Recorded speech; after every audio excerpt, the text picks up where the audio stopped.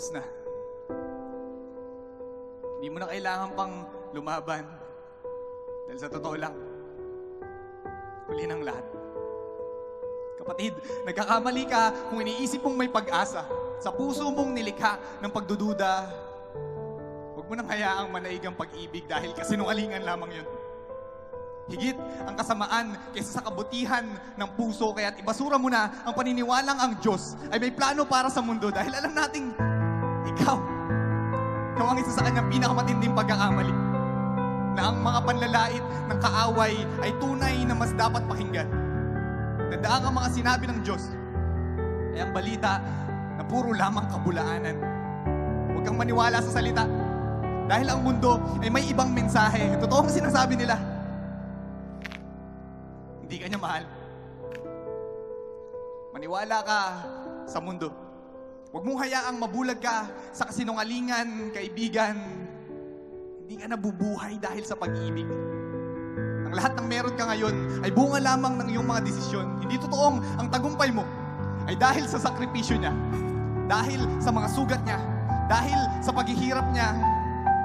Tapos na ang usapan. Huwag na nating lokohin mga sarili natin. Ito mga pinaglalaban ko dati pero biglang bumaliktad ang lahat. Nang maintindihan ko ito.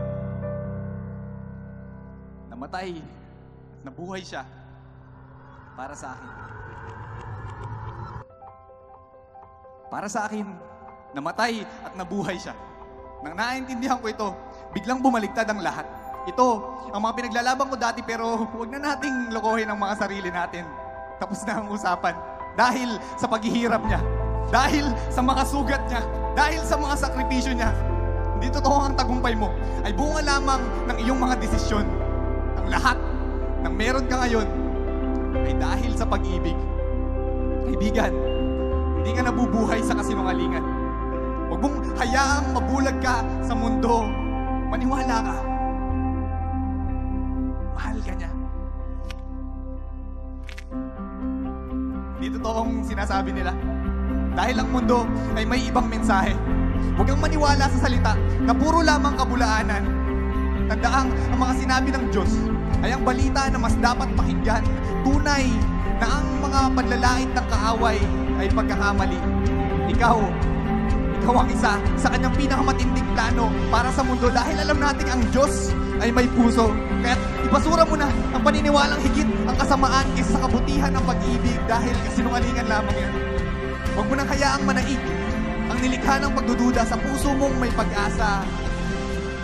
Kapatid, nagkakamali ka kung iniisip mong huli na ang lahat.